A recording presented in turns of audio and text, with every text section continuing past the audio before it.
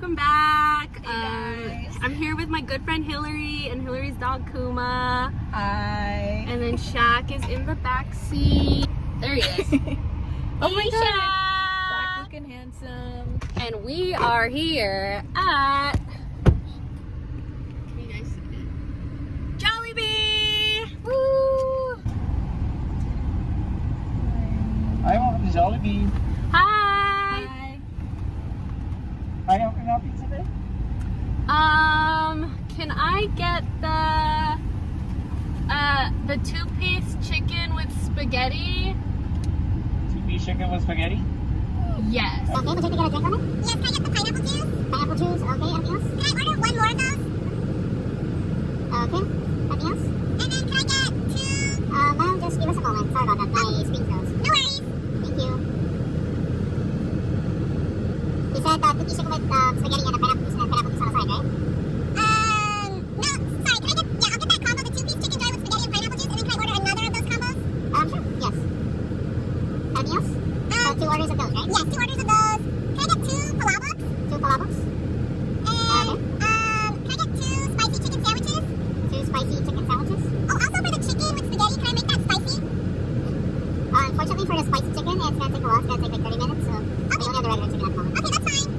So you wanna get the original instead, right? Yeah, just the original. Okay, anything else? Can I get two, peach mango pie? Two of the peach mango pies, okay, anything else? And, yeah, halo. Unfortunately, halo is not available anymore. Okay, what about, do you have mashed potatoes? Mashed potatoes, yes, we do. Can I get the small regular size, just two? Okay, you wanna get the one large instead? It's equivalent for that one. Oh, okay. Okay, anything else? I think that's it. Okay, so two orders of two-piece chicken with spaghetti with two pineapple juice, two palabos, one spicy chicken sandwich, peach mango pie, and a mashed potatoes, right? Is that two chicken sandwiches? Okay, so two spicy chicken sandwiches. Anything else? I think that's it. That was two peach mango and then a large mashed potato, right? Yes. Okay. Okay, your call's gonna be $65.39. Check the window. Thank you. No, they didn't have the halo. Damn, that's but, disappointing. It's okay. I'm excited for everything else still. Oh, sorry.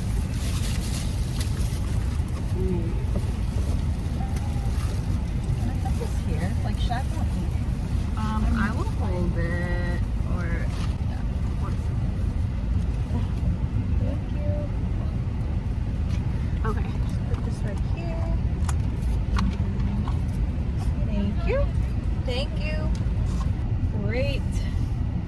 Yay! All Oh my right. gosh, this is my first ever I'm so excited. car mukbang.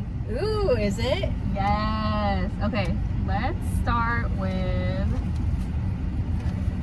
the chicken while it's hot and Oh, I think I'm gonna turn the AC on. Actually, I'm just gonna leave it on because Okay. otherwise it's gonna be hot really, really fast. It's like 90 outside.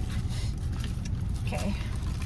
I think this is this is two chicken sandwiches. Oh, this is the gravy for the chicken. Okay, hey guys.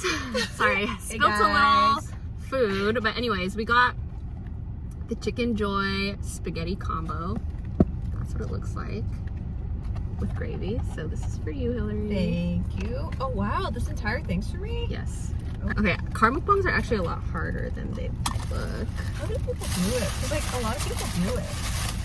Well, we also have like 2 dogs. That's Probably true. why. That's true. Hey guys. Okay, we're back. back. Kuma got demoted to the back seat, but that's okay. Sorry, Kuma. Safety first. Don't want Kuma Safety to first. accidentally get a hold of a chicken bone. All right, cool.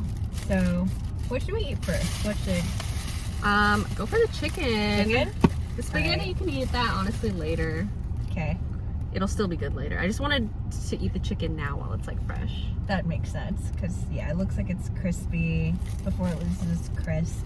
Yeah. Like, yeah. All right, shall we dig in? Yeah. Okay. And then you can like dip it in the gravy if you want. Ooh, oh, I see. But you can try it like by itself Alright. first too. Cheers. There's someone sitting right in front of us, so that's okay. Wait, they're like baking out. Mmm. Mmm.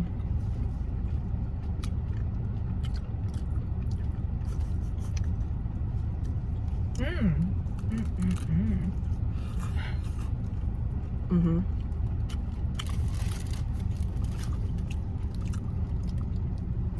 Mm-hmm. It's juicy. It's really juicy inside and also really like crispy outside, but not like KFC crispy. It's like fresh crispy. I agree. They do a really good job with their chicken.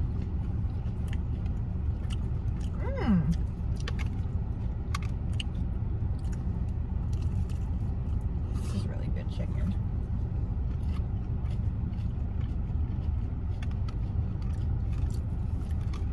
I think it's really unique. I don't think any fast food place really tastes like this. Mm-hmm.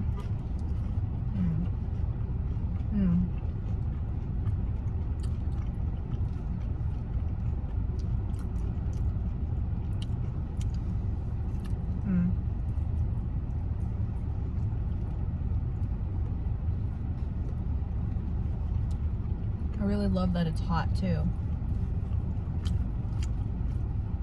I'm disappointed they didn't have the spicy though. Like, what the heck?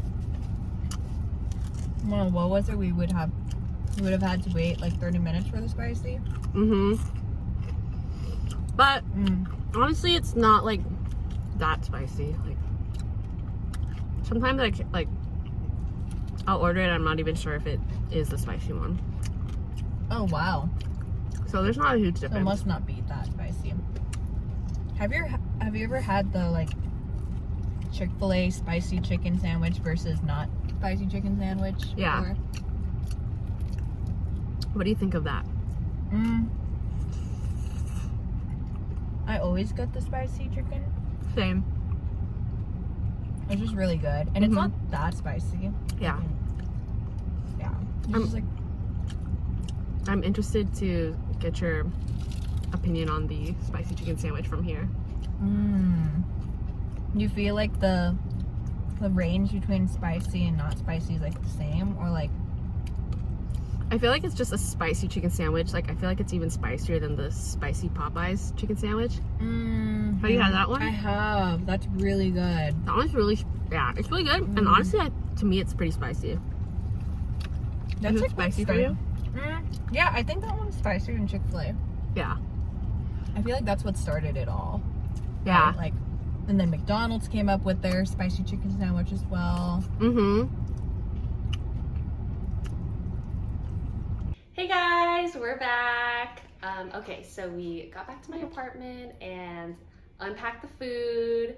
It was a little bit difficult to do the car mukbang. I didn't really realize that car mukbangs were so difficult, but we're here and we're gonna continue eating and yeah, try the rest of the stuff that we ordered. So we left off with the chicken. Yep. So what do you feel like eating next, Hillary? Well, I'm excited to try is this the spaghetti? Wait, that's not the spaghetti. Yeah, this is the palabok, but then we also have the spaghetti. I think this one is, oh wait, let me get more forks. One sec. There's a fork for you, and then a spoon for later. Thank you. So yeah, this is like a Filipino style spaghetti, so it's kind of sweet. A lot of people like it. I'm okay with it. It's not my favorite, honestly. Oh, yeah? Like, a lot of people really like the spaghetti, but I in general don't love sweet spaghetti. That's just me though.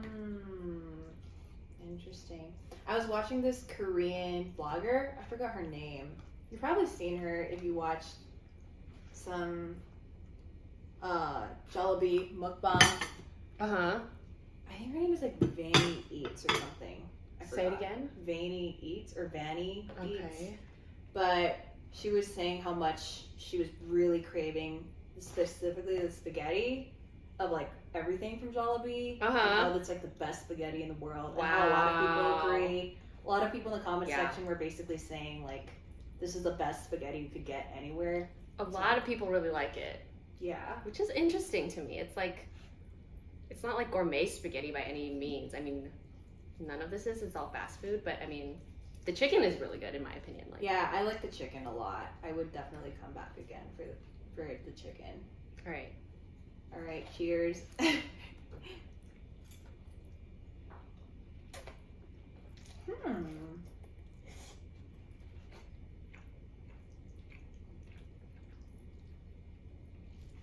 That's really good. That's like very different from anything I've ever eaten. Yeah. It's definitely not like Italian spaghetti or like American Definitely not. spaghetti at all. Wow. And then there's like cut up little hot dogs in it.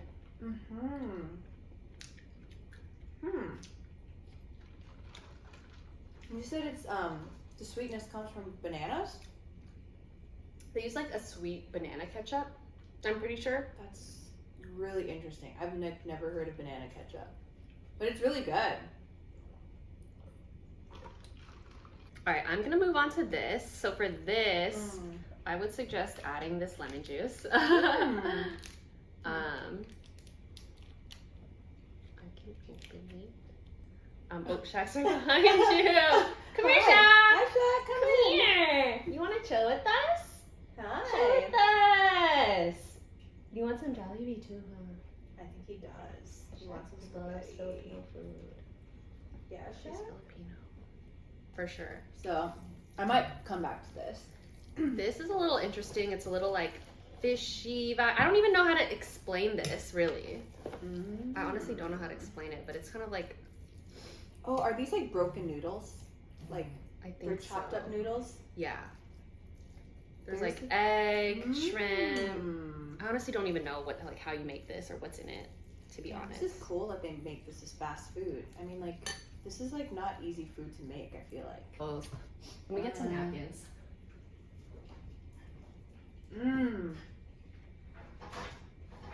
This is really good. Let me know if you want me to heat up anything. Thanks, Noelle. So good. Oh my gosh, yeah. How do they make this so fast? Or like, I would guess that they just have like the sauce ready to go and then just like... yeah, true. When Shaq was young, oh my gosh, yeah, we couldn't even take him out anywhere because he was just so misbehaved. And, Thank you. could not walk on a leash. Oh, really? Yeah, This reminds me of an Indonesian dish, actually. I could see that. There is a dish that's really similar to this. Like, noodle texture is exactly the same. It's chopped up. It's mixed with bacon and eggs as well. Yeah. What's Like, it my called? mom cooks it. I actually forgot what it's called. I'll have to ask her later. Ooh, really good. I love the variety. Yeah, it's kind of a random assortment. Fried chicken, spaghetti, this Filipino noodle. It's like something for everyone, for sure.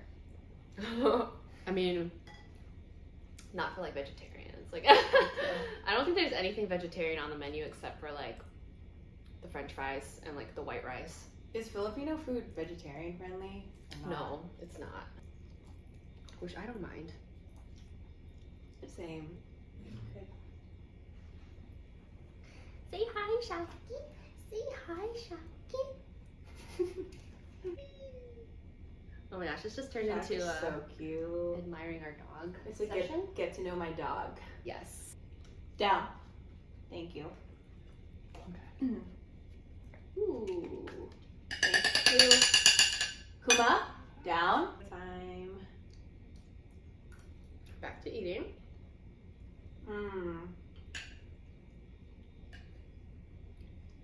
The gravy reminds me of like KFC gravy, but I do really like KFC gravy. Yeah, me too. So anyways, Hillary, like what's been going on with you? Like tell us about your life, like school, work. So, as y'all heard previously, wait, am I in the frame? Let me just like scoot on closer. Oh my gosh, I'm what not if sure. I, I'll just, like, am I recording? I'm a pianist. I'm in my last degree of piano, and I've been also working a remote job. Down. Hillary just got a new job, I got guys, a new on job. top of everything else. and yeah, it's within marketing. It's a developer marketing job, a little bit complex to explain, but it's been a cool job. I get to be home and be with my dog. Yeah. And it's honestly really nice. Yay, that's great, Hillary. Yeah. I'm like so excited for you. Thanks, And I feel like it's a really good fit because you were really into the you created that 5 p.m. series. You want to like talk a little bit more about that and what that was about? Sure. Yeah. No. So I created 5 p.m. series, which it was me and my friend. We co-founded it, and that was basically a platform during the pandemic that initially started off as a project where we hosted artists from around the world with audiences and basically gave donations back to a percentage of donations back to the artists to kind of like provide for relief since they didn't have any means of making money or performing at concerts. So from that role, I basically took on like social media marketing, and that kind of just like helped interest kind of what I'm doing now, although that's not really what I'm doing now. Kind of in the same field. I Yeah, think. like marketing, advertising. Advertising. Okay, so how did you come up with the idea, I guess, to do the 5 p.m. series, and why was it called 5 p.m. series? Yeah, that's a good one that I think like not a lot of people ask. Initially it started off as like just one concert. We were like, we're just gonna do it for our friends, and like it's just gonna be like something where I don't think we even tried to get donations. I forgot, honestly, but it was like we just want to like connect with different artists and like musicians and just feel like we have a place to perform again. And then there was like a huge demand for it, so I think, because I'm trying to remember, it was like 2 years ago. There were a lot of people that wanted to perform, so we were like, why don't this become a thing? And my partner actually suggested that, and I was like, yeah, cool, like let's do that. And we were bouncing off ideas, and then we were like, how about if we name it Crazy Sock Series, where people wear crazy sock, okay, like socks, where you wear crazy socks and you perform. But then it was just a ridiculous idea. We're like, no, let's like trash that, and then let's call it 5 p.m. so that all of our concerts are at a particular time, 5 p.m. We think that's a good time before dinner, right? And after like people get home from work, so that they actually have time to watch, or like once they log off their remote jobs or whatever. So 5 p.m. was the concert time. Whatever time zone the artist was in, if it was 5 p.m., that's when the concert was going to happen.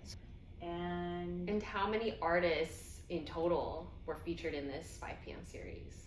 I think it was 200. Oh my gosh. Sorry if I'm wrong, but I think it was around there, or like 150, somewhere around there. Whoa.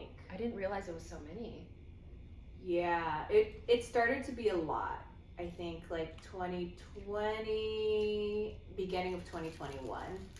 I was when it like really like when there were a lot of concerts. I see. Okay. Yeah. And so why did you guys stop? So we stopped, we got really busy with school and like other things, and going back in person. Going back in person was a big thing as well. We had someone else on the team as well, and so we basically were like, I think like it's about time to phase out. Like everyone's going back into in-person concerts, right. And like we're getting busy, and our entire mission was basically centered around relief and like providing relief to artists during like the pandemic. So we just felt like it was like time. Yeah. I see. And then did you guys, so it was funded solely on like donations, or? Yes, it was purely donations. We wanted to turn it into like a 503c nonprofit, but to do that you have to have a certain amount of donations already, like you have to have like a revenue stream. So we were sponsored by this like arts organization that sponsors kind of like arts ventures, but they they basically solicit the donations so that they're like tax deductible.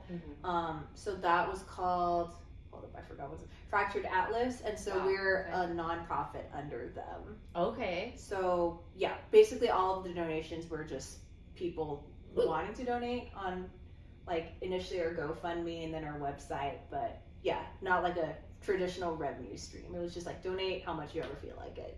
Wow. Okay. Yeah. And then what percentage would go to the artists? And you know, I actually forgot now. I think it was 80%. It was pretty high. Yeah. It was pretty high. That's pretty good. I think it was 80 or 75. I honestly forgot. I might be wrong. Were there any requirements to perform, or who was allowed to perform? Yeah, so like it was, I think initially we were like, let's just take anyone that wants to perform. Okay. And then we were like, let's like have like an application. So depending on, I guess, the credibility of the performers, like we want to have somewhat like diverse music, like jazz, singer-songwriter, classical, and then we were like, should we prioritize people who have like or are in more need of like the financial assistance? Yeah, financial assistance. Okay. But then we were like, well, it's like really hard to tell. Right. Kind of. So we kind of like, honestly, we did like multiple things. I think we put out multiple like surveys, and I think we were basically trying to figure it out as we went. We tried, it wasn't like one kind of criteria of like who could play on. Let me know if you want me to heat this up, maybe. Like, I sometimes, when I'm talking, I forget to eat. that's okay. Except this is a mukbang. So, Hillary, that's really amazing that you put that together and it was so successful, and you had at least over 100 artists. Like, that's incredible. Is that something that you talked about when you were applying to your current job? Like, yeah, for sure. I mean, first of all, it wasn't all me. It was like me, my partner Alyssa. Shout out if you're watching this. Yeah, I hope she is. Yeah. And like the amazing team, because we had some volunteers that like helped us along the way, and like I would have like died. I honestly felt like I was dying throughout like the middle process, but yeah, we had a lot of good help along the way. So like that was definitely, yeah, it like helped us build us where we were. Right. And then yeah, for my current job, I talked about it a little bit. I didn't actually talk about it too much. They actually asked more about just my overall piano background. Oh, like, really? How does that relate to, or like how do you feel like that helps you in your current way of like working, and how you would work for our company? And I mean, I just answered the best to my ability, I think, and like,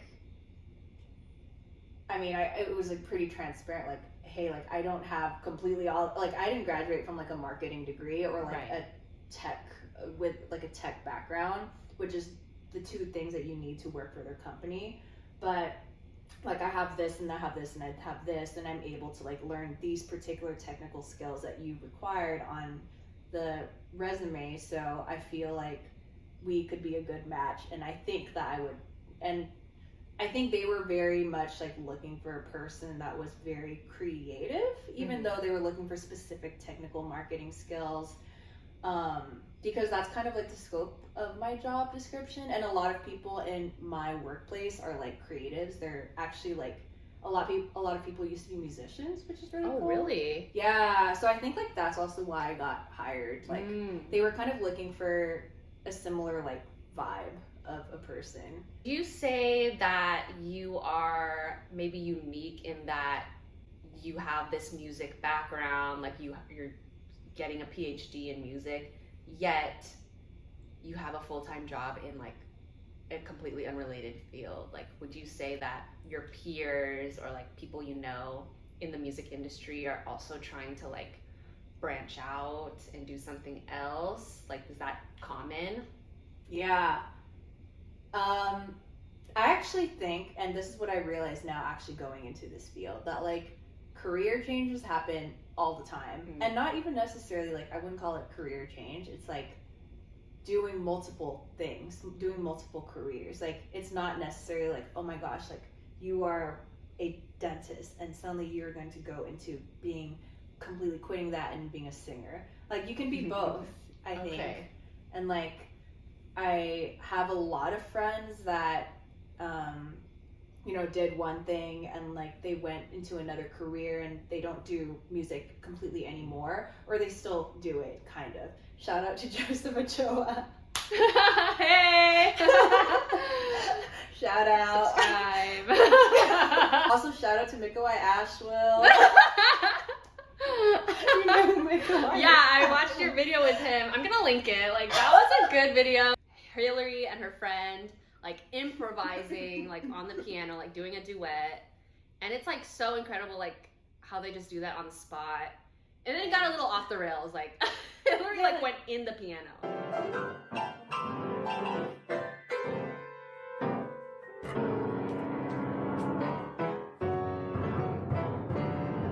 Basically, that's the one video of me on YouTube, maybe aside from this one, where I'm not playing the piano, I'm actually like sitting on the piano. So if you want to check that out, click the link in the description. Yeah, please subscribe to Hillary's channel too, where you can watch Thanks. her play piano. And like I said, like, I've been a huge fan of yours since Aww. the start. I'm like so honored to have you on my channel. Where did this mukbang turn into like What is it? a podcast? I swear. But I love it though. me too. Yes.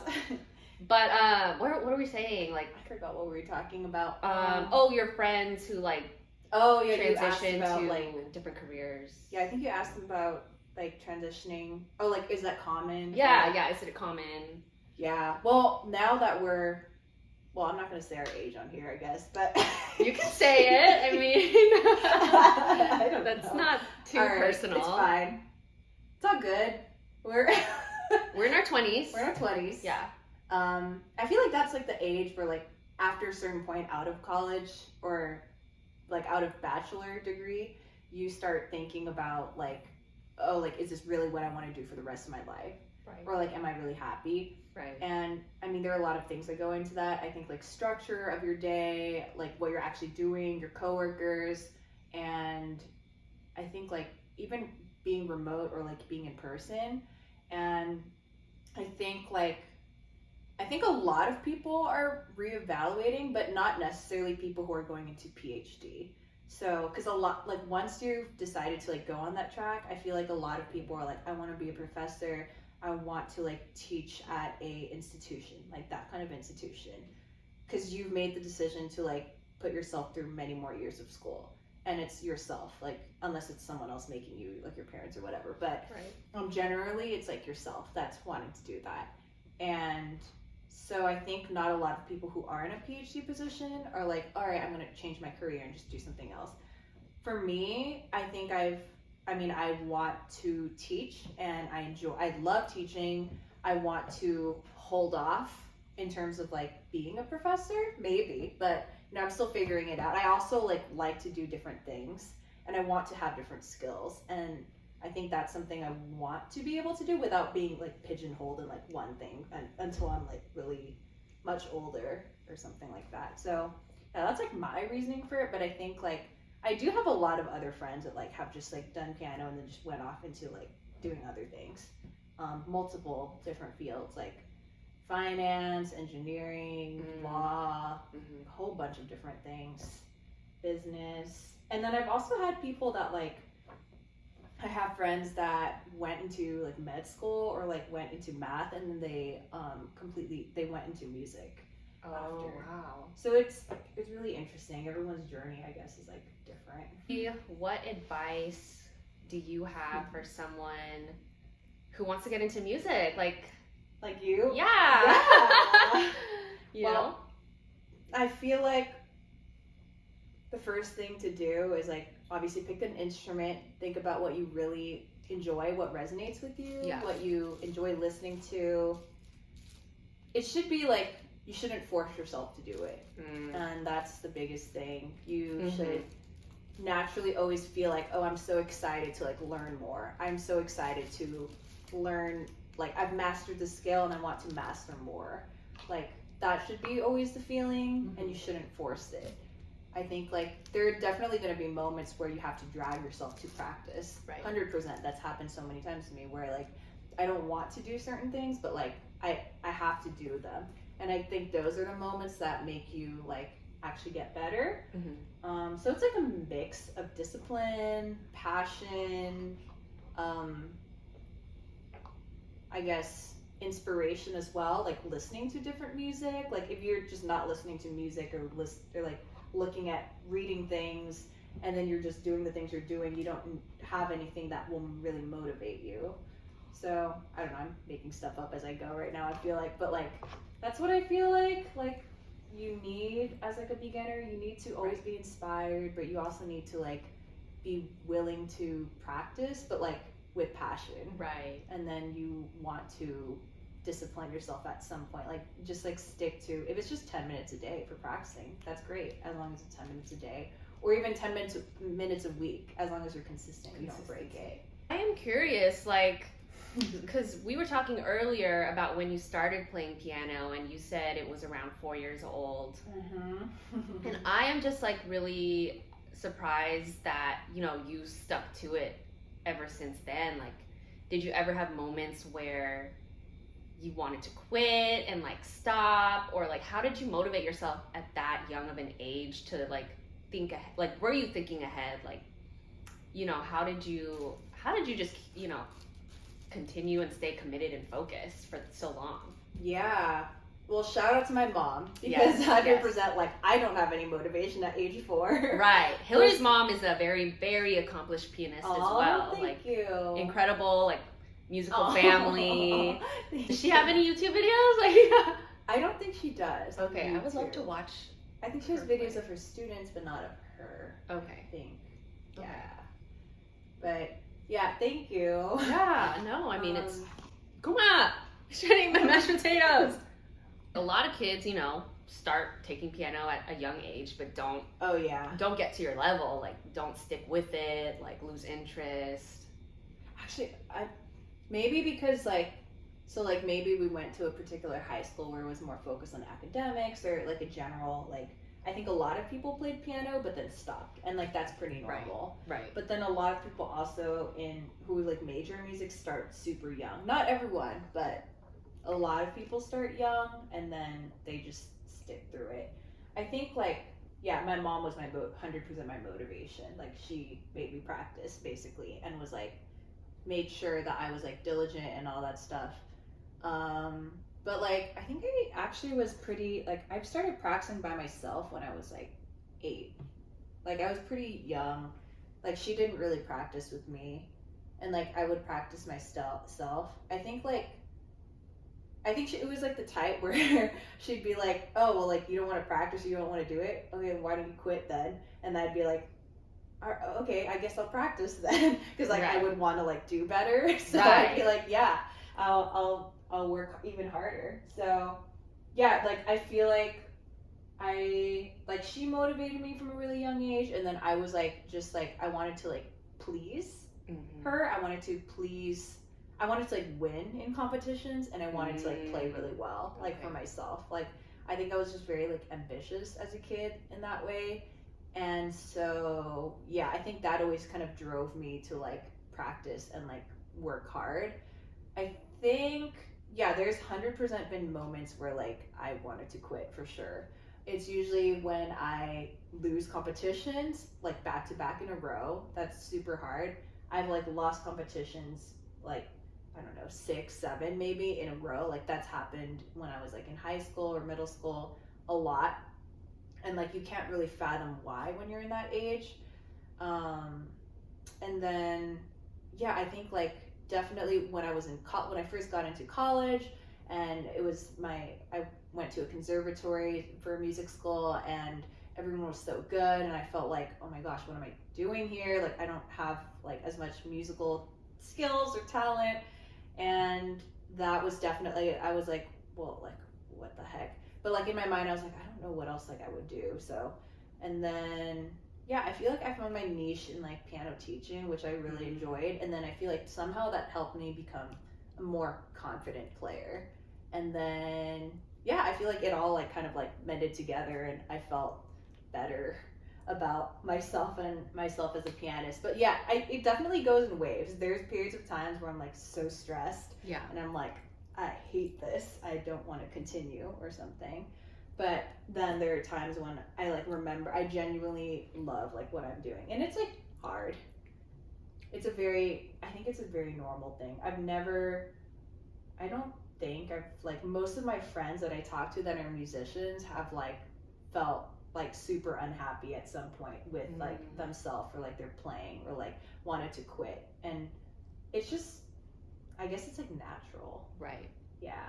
I can totally see there being like ups and downs, especially when you talked about the competitions. Like, Yeah, that's I never really thought about that too much. Like, is that more for when you're, because not everyone does competitions, right? Like, Yeah. like you have to be at a very high level to do that, or are there competitions at every like level?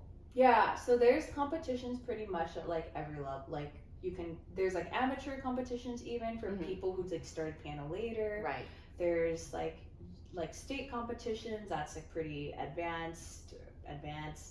There's like national competitions. There's like international competitions where you can win like thousands of dollars and like people know you and you get sponsorships and stuff like that.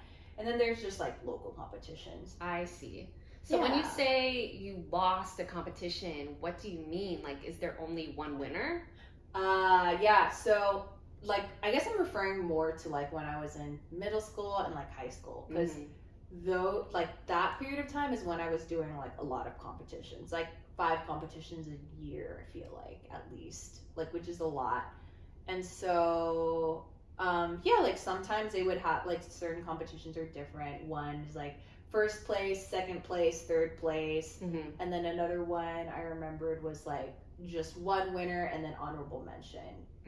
And then another one is like maybe it's like a first round of a competition or something like that, and so they pick a certain amount of people, and then you go to the second round, it's like a smaller group, and then third round is only like one person. Okay. Yeah, so it's kind of like that. Okay. And then would you compete for like money, or like is it typically a cash prize type of thing? Money, a lot of times money. Sometimes it wasn't money, it was just like a trophy or like just your name. Right. Yeah, I think actually a lot of the ones in middle school and high school were money because they were like a little harder competitions. And then some of them are like you get featured with an orchestra, like the one that you went to, like that, like so you get to like play with like a professional orchestra like that. Yeah. Okay. That's awesome. So I guess do you have, I don't know, like a most memorable moment when you were competing, or like a happiest, like what's your biggest achievement, I guess, when you were in your competitions? Like does one moment stand out to you? Yeah, let me think about this. I think it had to have been. Hey guys, all right, so my phone ran out of storage. So it cut off while we were still recording. We were talking about your competitions when it cut off. Yeah. I think the most important competition or accomplished competition was in my college years. I didn't do competitions coming out of high school for like 3 years or something like that. And that was the first one that I did in college. So it was like a competition that like I voluntarily put myself in. It wasn't like my mom or my teachers encouraging me to do it. And it was because there was a piece that I liked playing and I had fit the category, and I was like, I think I have a good shot at this. And yeah, it was definitely a lot of pressure on myself. I was like, I really want to win this. And it's not just because of that, it's because I feel like I play the piece well. It's about like that. So I did win second place, which I was like very happy about because it was after like a streak of not winning like many things before that. So yeah, I would say like that's my most accomplished thing because I feel like that was the first time that I voluntarily put myself in a competition and was like, I really want to win this and I'm going to do everything that I can to technically to win it. Oh, also you guys missed Hillary trying the spicy chicken sandwich. Oh, yeah. What do you think, Hillary? Sorry, this is like my fifth impression or fifth bite. But no, really good. Really similar to the Chick-fil-A spicy chicken sandwich, which I think is my favorite type of burger out of all burgers, to be honest. But I think it's not, Actually, I will say Chick-fil-A is spicier, but I think the jalapeno makes it really hot. I see. Yeah. Okay, so the chicken itself is not that spicy. I don't think the chicken itself. It's just the jalapeno. Yeah, but it definitely does have a kick to it. So you said that you do really like teaching. What Yeah. would you say is your favorite part about teaching? I think just the relationship that I have with the student and the parent, or if it's an adult student, like you.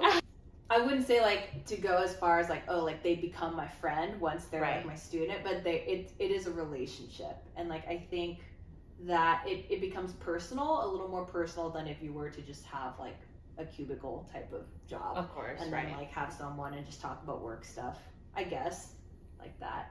Yeah, I think that's like really the best part about teaching. You get to know them more and like their personal life, and I guess like them vice versa a little bit about you as well. Right. So I think maybe next, I'm really sad they didn't have the halo halo. Not that it's like the best halo halo I've ever had, but that would just be really good on this hot summer day. But they do have these peach mango pies, which are a big hit. I think these are really popular. Sorry.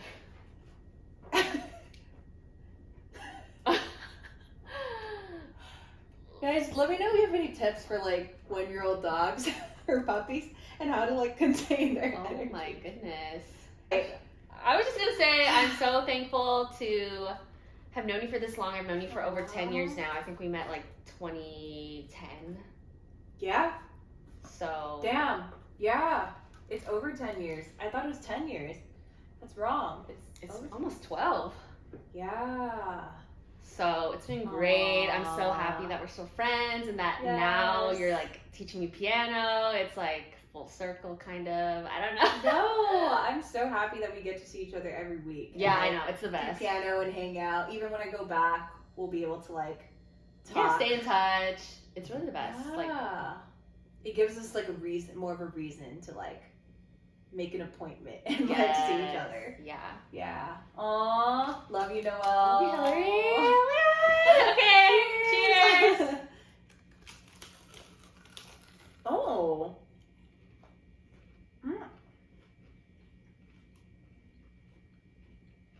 This is really good. I think it's better when it's warm, but It's way better than the McDonald's one. It's very crispy. yeah, I really like this. I saw they had another flavor, but Oh yeah? yeah, I didn't order it. It was like a banana one. So if you like bananas, I feel like that'd be really good too.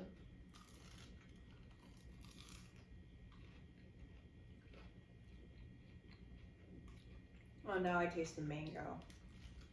Because initially I tasted a lot of peach. Because the one in McDonald's is just peach, right? It's like a peach cobbler. I want to say it's apple pie. Oh no, you're right. That's right. But I do like McDonald's fries a lot. Oh my contrary to gosh. Popular belief. Same. I love McDonald's fries. Honestly, Yeah. I can't really decide between McDonald's fries and Chick-fil-A fries. I want to say Yeah. I Same. want to say Chick-fil-A just because like McDonald's fries, like you have to eat them before you even get home. Like you have to eat them in the car before you get home. Oh, they taste really bad when they're cold. Oh my god, like they have a very short lifespan. Hillary, okay, let's end this with maybe one like tough question. If you could only eat one dish, one food for the rest of your life, what would it be? I was originally No gonna need. say like the extra spicy hot Cheetos. Oh my So god! obviously that's like disgusting and unrealistic. Okay, stop. But at least you're honest. Like, wow, I didn't know you liked those that much. No, it's like so embarrassing. Literally the other day, I was at a grocery store and saw the very spicy hot Cheetos, and I've been looking everywhere for those, Yeah. like the black bag ones, Right. and I couldn't find them anywhere. Those are hot. Okay. They're like very hot, Yeah. and yeah, I just couldn't find them anywhere. I literally like I called grocery stores to ask them where they were around Pasadena. Yeah. Like they weren't anywhere. Oh, what the And so I found some the other day and I bought 3 big bags. Where'd you So find them? embarrassing. In Sherman Oaks. Oh my gosh. Yeah. Did you like purposely call or were you just in the area? No, I was in the area. Okay. And like I had just happened to be at the grocery store and I was like, oh my god, look what this is. I have to get all the bags. Right. And yeah, I just stocked up. Hey guys, sorry. So, what the heck? My camera shut off again. I don't know why. But anyway, just wanted to give an outro. Sorry about that. We mostly just talked about chips for a while. Hopefully I got your rants about the letter. I'll double check that. If not, gosh. Okay, it's all right. Anyways, thanks guys for watching. Thank you for watching. Thanks for having me on your channel, Noelle. And thank you so much, Hillary, for agreeing to be on my in my video. Of course, anytime. And eating with me. It's been great. And this is all really good. I'm happy that I got to try almost everything from Jollibee. Well, not almost everything, but like the important stars yeah. of the menu. So Yep. all right. All right. Bye guys. Well, bye guys.